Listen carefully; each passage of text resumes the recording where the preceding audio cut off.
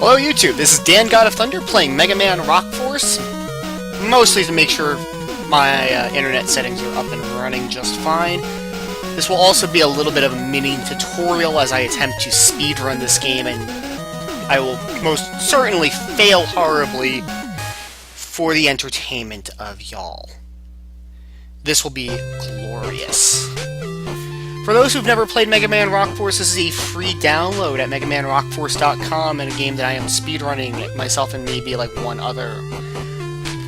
This takes place after Mega Man 10, but probably before Mega Man Unlimited. I don't know where this fits in at all, if anything, along with the other Mega Man fan games. The basic plot, as you see there, is Mega Man Rock Force, which is a bunch of robot masters that have been defeated previously by Mega Man. They have been reformed in various ways, shapes, and forms, and they have now joined another team along with Mega Man and a new robot, Justice Man, who is Mega Man's little brother, I guess.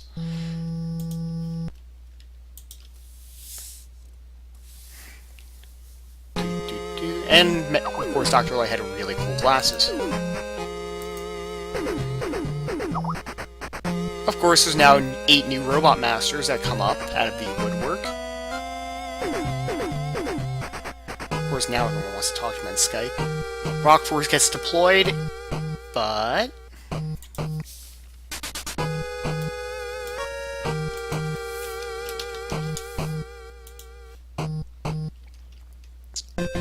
yeah, they all go missing. So Mega Man's out to go get them back.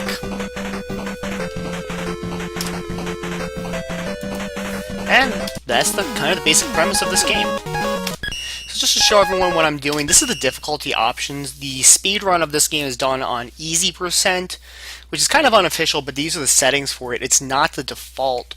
So you'll notice, if you're a Mega Man veteran, you'll notice that the gameplay is quite a bit different. And by that I mean the bosses are a cakewalk, and you will be able to use spikes to your advantage. Also, your weapons are pretty powerful. Also in this one, extra options, the other thing that you'll see is that you'll have instant item effect, which means it'll just flash immediately instead of stopping, which is great. And your slide is going to be longer than normal. So everything's a little bit different here compared to what you would normally play in a Mega Man game. Unlike, say, like Mega Man 2, where you can use zips with item 1 through the walls, or Mega Man Unlimited, where you're able to zip using glue shot, or Mega Man 5 even with something fast like Super Arrow. This game doesn't have that. This game is much more straightforward. It's pretty well programmed. There's no real tricks or anything like that you can utilize. And so I am going to start in 3, 2, 1, go.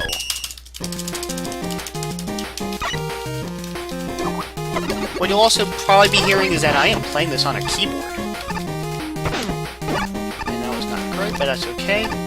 This is not going to be a PB. This probably will not be a PB run. World record on this game is by the Peter Afro, who's on Twitch, with a time of 49:08 as of this recording.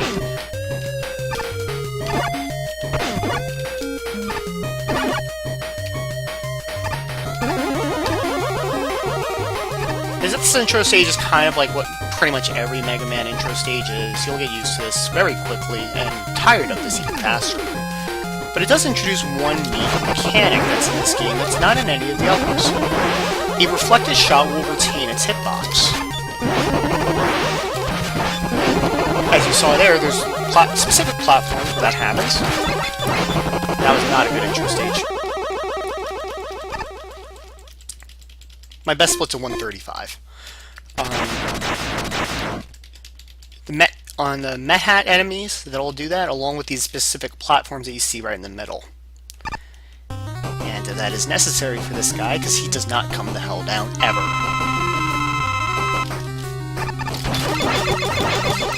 The other thing of note with regards to the Buster is that your mid-charge shot in this game is absolutely worthless. It has a slightly larger hitbox, but it is no more powerful than the standard Buster. The speedrun route for this game, by the way, is the exact route recommended by the programmer.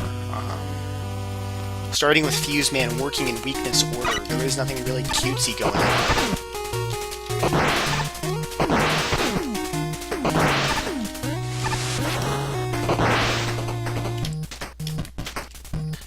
Also, I am playing this on keyboard, like I said. There is no controller support. Programs like Joy-to-Key and things like that are usable, but I don't utilize them.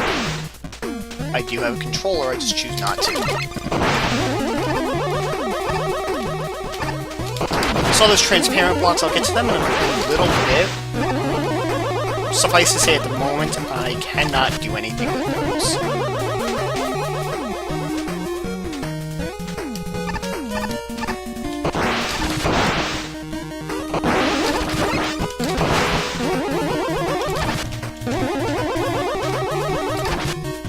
Minecart's a big gimmick, or one of the two big gimmicks for this level, and this is an area where you can go slow because you have to wait for the minecart anyway.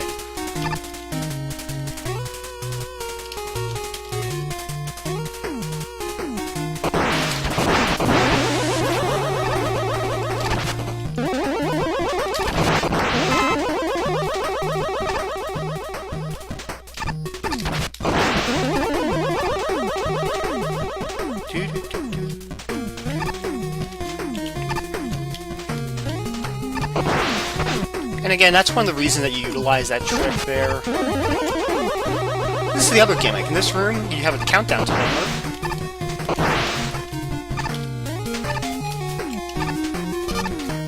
And I believe, I don't quite remember, I believe you don't die, but you start taking tons of damage very quickly.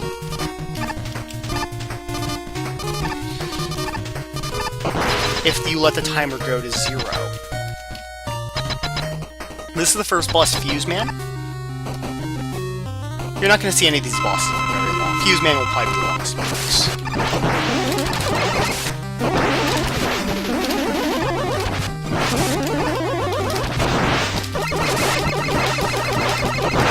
And you saw I was trying to get a little bit cute there with regards to my shooting and dodging and trying to get out of the way. Acquiring beat in this game is dependent on not taking damage from 4 of the 8 robot masters. And so it's usually worth it to actually go out of your way to avoid fire if you're able to get beat. And you're seeing like times that are pretty good. That's not going to last for very long, just because I've been grinding on those stages for a very long time. And my runs don't usually get to the later stages, to be honest. So we'll see how the rest of this goes. Next is Photon Man.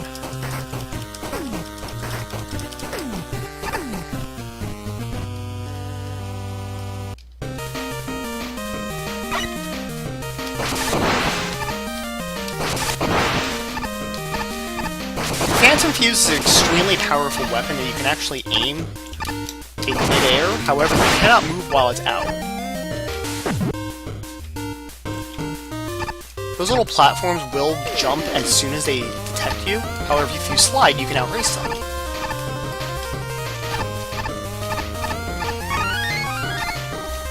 But if you just keep walking, you'll be able to get on top of them.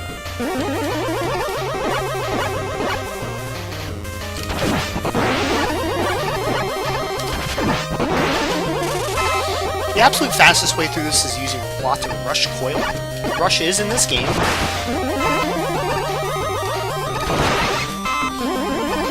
And so are Tango and Eddie. Actually, in this game, Tango turns into a ball, the Tango Spike. And the Tango Spike slowly rolls around the ground, causing damage, pretty much destroying anything it comes in contact with, unless it's a large enemy. The Eddie Dispenser can only be used a handful of times, but it does get you really good. It can get you power-ups, including E-Tank's Railroad.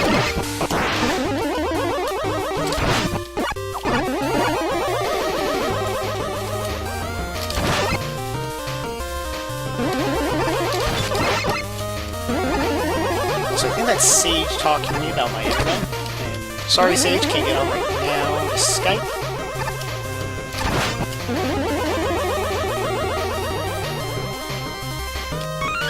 Those 2 E-Tanks are also the only 2 E-Tanks that you should be getting in the game. I will likely get more because I'm not very good. This is the first scheduled appearance of Rush.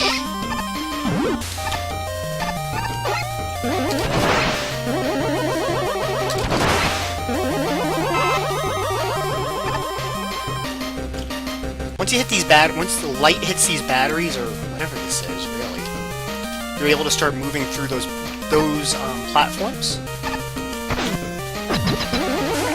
Not a big deal, but gotta go fast.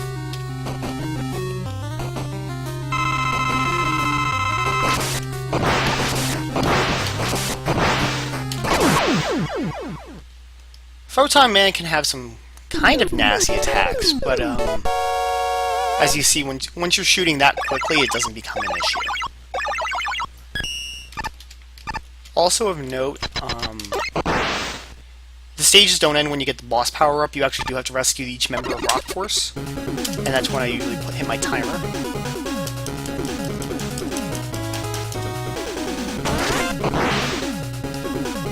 And there you go, the perfect B parts.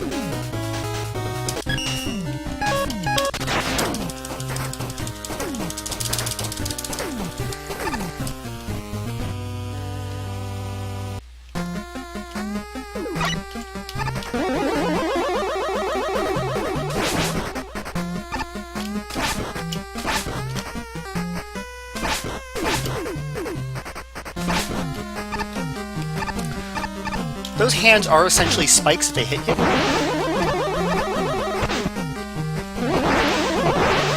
And in this stage, using invincibility frames from these Indiana Jones ripoffs is actually probably the best way to get through those exploding mines.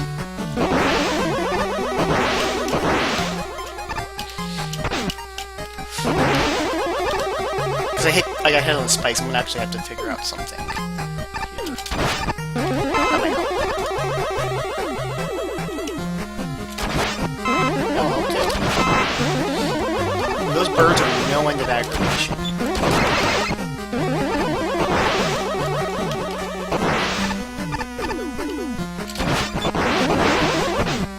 Like I said before, with your Buster's hitbox still being active off of a reflect shot, you're seeing me kill a couple of enemies there.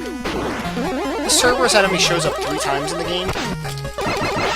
Let me fight him once.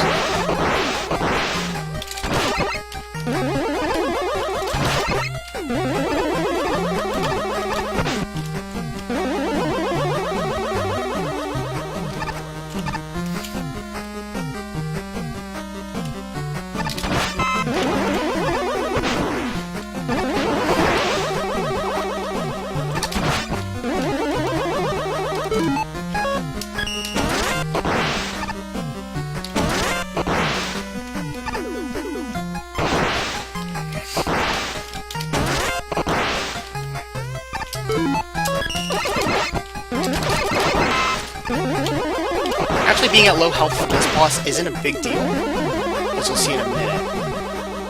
Cryptman is the apparent spokesman of these robot masters for no real reason whatsoever.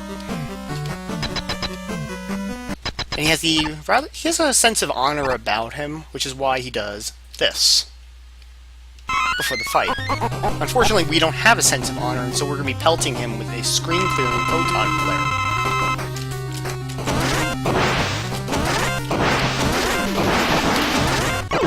Whew. Got him.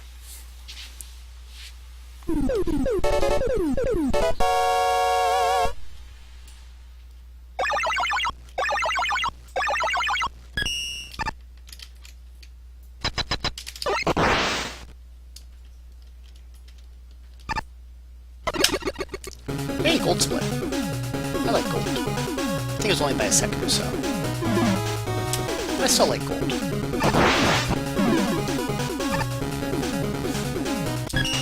The next boss is Charade Man, who actually has a really interesting stage. Out of the 8 robot masters, I think he's probably the most entertaining.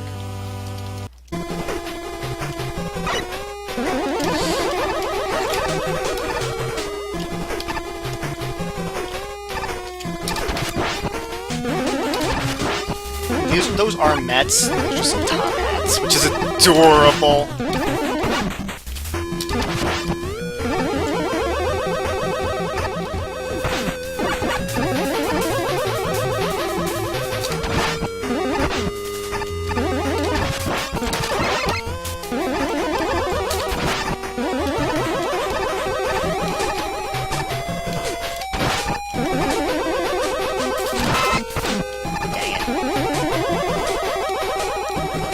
see back there are some of the mini bosses from previous games.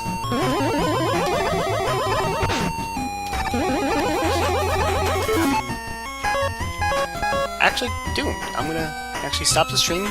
I'm gonna stop the video here because this is just to get an idea of what my upload speeds are like. And if this is interesting to others, maybe I can do a kind of a tutorial video of it, although I'll admit I'm not very good at this game. This is Dan God of Thunder signing out. Thanks for watching, everybody. I don't know why you'd be watching this, but thank you. Check me out at twitch.tv/DanGodOfThunder, and I'll catch y'all later.